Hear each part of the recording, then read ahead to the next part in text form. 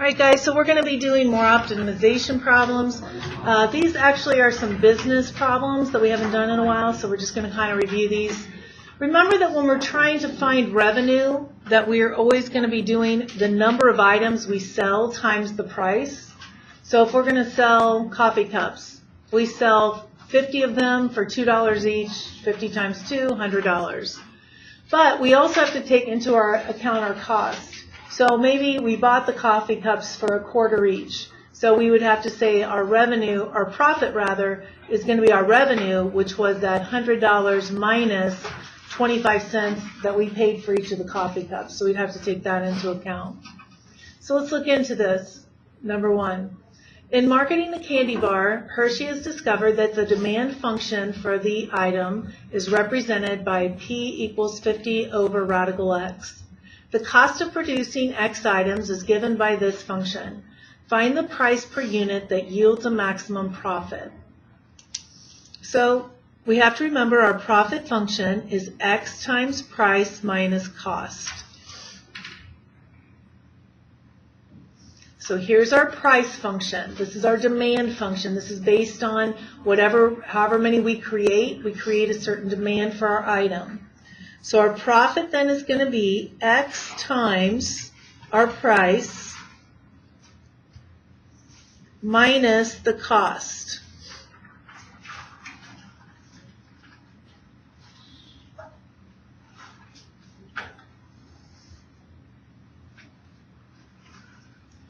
All right, so then simplifying this, our profit function is going to be X over radical X would be 50X to the 1/2, because it's 50 radical X, minus 0.5X minus 500.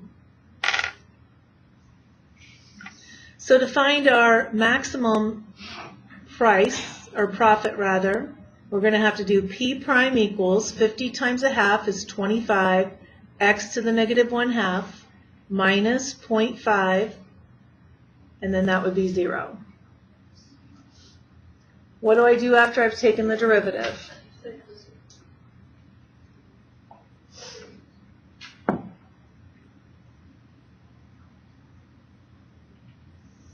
So I'm going to bring over my 0.5.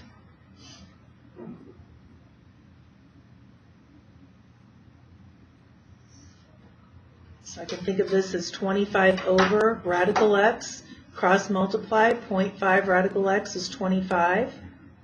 If I divide 25 by 0.5, I can multiply them by 10. 250 divided by 5 is 50. Square both sides, X is going to be 2,500. So 2,500 is actually the number of items I would want to produce. Maybe this is monthly.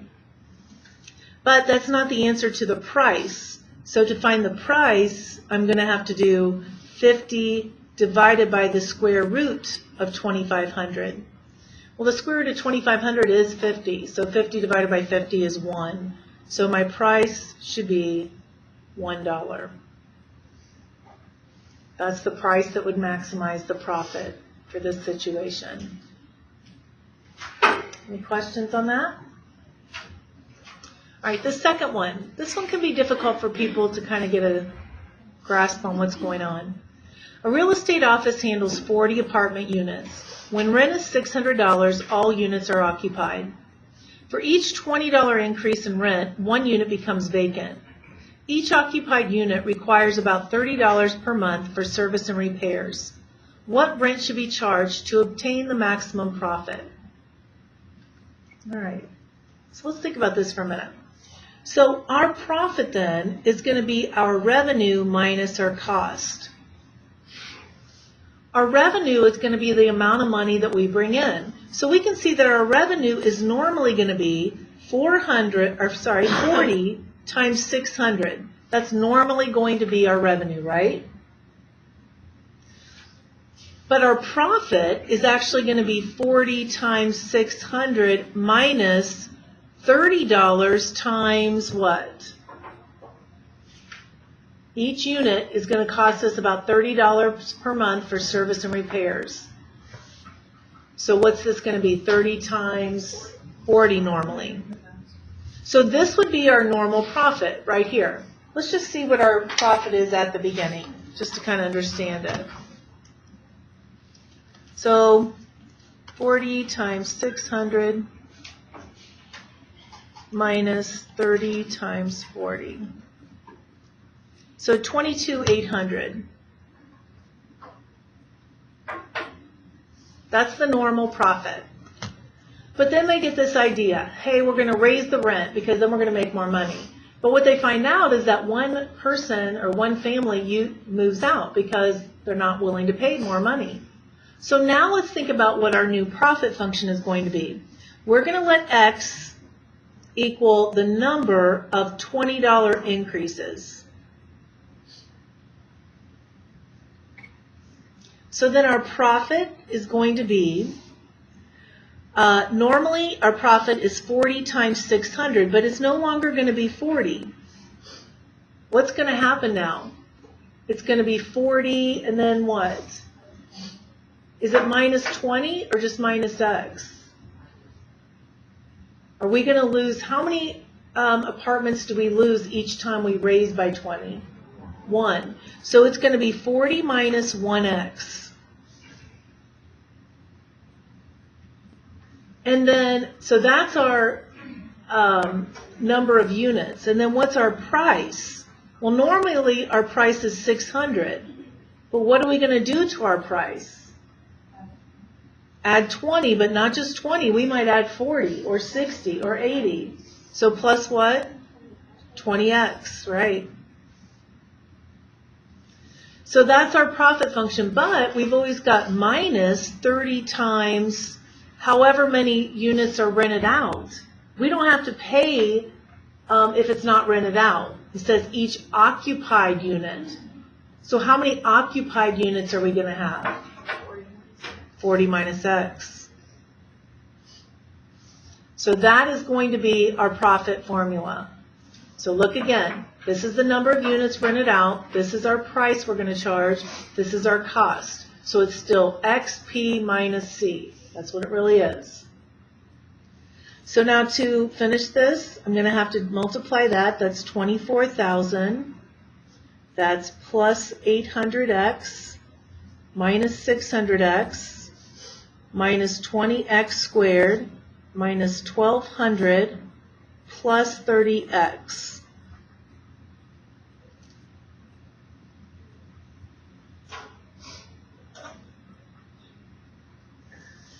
All right, so what we're going to have to do now is simplify this. So P is now going to be, I'm going to do this one first. So negative 20x squared plus 200x, and then, plus 230x. Sorry, I missed that one. Plus 230x. And then 24,000 minus 1,200. 22,800. All right. So here's our simplified profit function. We're going to take that derivative. We're going to set that equal to 0. So divide that. Okay, so when I set that equal to 0, I'm going to get x equals 5.75. So that's how many times we should lower the rent. Or I'm sorry, raise the rent. We should do 5.75 $20 increases. Now we don't even need to round this, guys. This is going to give us the exact maximum. Sometimes we'll have 5 more people move out. Sometimes we'll have 6. We don't have to worry about rounding this. This is the number that we plug back into our price function. So here's our price function because it says what rent should be charged. This is our rent right here. So the rent we should charge is going to be 600 plus 20 times 5.75.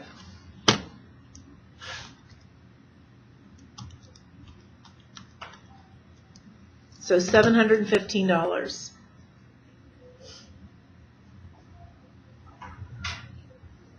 So if we do that, that's going to maximize our profit. Okay?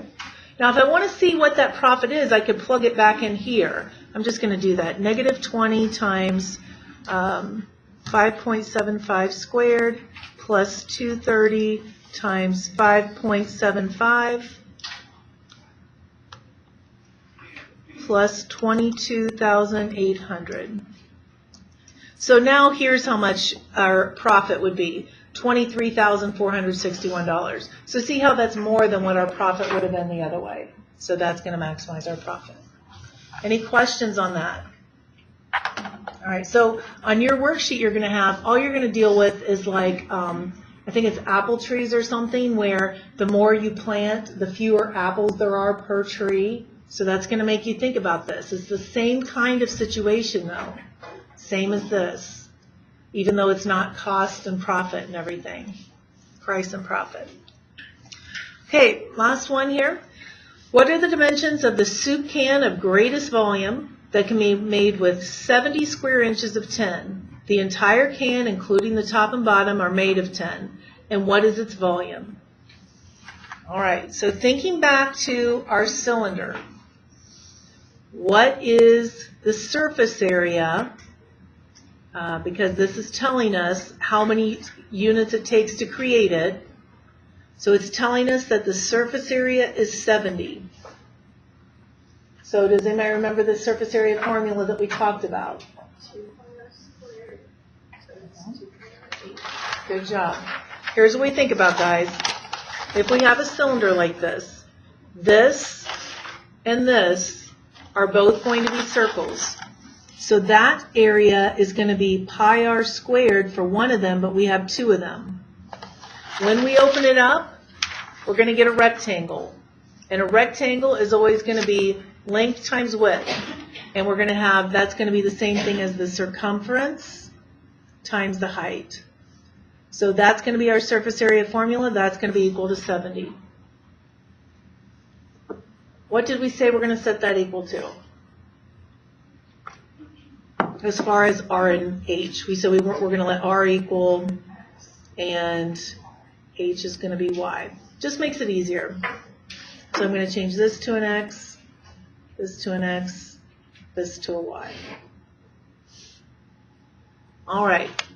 We want to maximize the volume. So the volume formula is always going to be area of the base, pi r squared times H. Every object that has congruent bases is going to have that volume. So I'm going to think of it instead as pi x squared y. Solving this for y now. This is going to be a little tougher. I'm going to do this all in one step. See if you can follow. Y would be equal to 70 minus 2 pi x squared divided by 2 pi x. Can you see why that would be the case? All right. So now simplifying this, I'm going to get y is going to be equal to, I divide each of these by that. So 70 divided by 2 is going to be 35 over pi x minus, this is going to end up just being an x. So there's what y is in terms of x. So now I'm going to come over here and sub that in.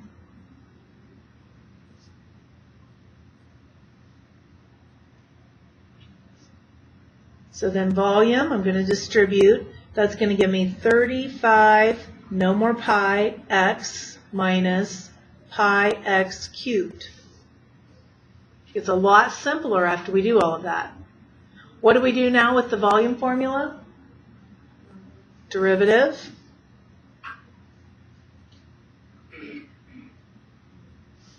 Get that? That's a minus, not equals. Setting that equal to 0, I'm going to have 3 pi x squared equals 35. So therefore, x squared is going to equal 35 over 3 pi. Take the square root. You have to be very careful when you're finding that in your calculator. I'm going to type that in, it's going to be the square root of, I'd have to use 35 divided by parentheses 3 pi. You have to put that denominator in parentheses. If you have the newer calculator, you can do an alpha y equals, and you can get that fraction, and you could do 35 divided by 3 pi, get that answer, and then do the square root of that answer. Same thing. So either way we do it, we're going to get that x is about 1.93 inches. And then it says, what is that volume? Well, then I can just plug it in here. So it's going to be 35 times that last answer. I just like to keep bringing that up, minus pi times that last answer cubed. See how that saves me time? I don't have to round it all. I'm putting in that exact answer. And so that exact volume is going to be 44, I can't really still do it exact, 44.96. 97 rather, cubic inches. Let's make sure we answer the question. What are the dimensions? X is about 1.93. I should also find Y. Going back to what Y was right here. If you have a calculator, it's pretty easy. 35 divided by pi. Now watch what I can do. I've got to use parentheses. I can go back up here and get this number that I want, because that was my X value, and just pop it in there.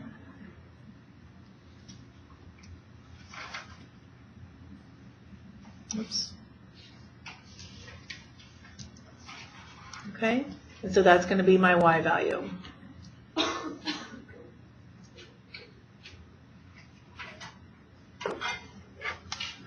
Okay, just a little bit building every day on the types of problems. We started with easier ones, working our way up to more challenging optimization problems.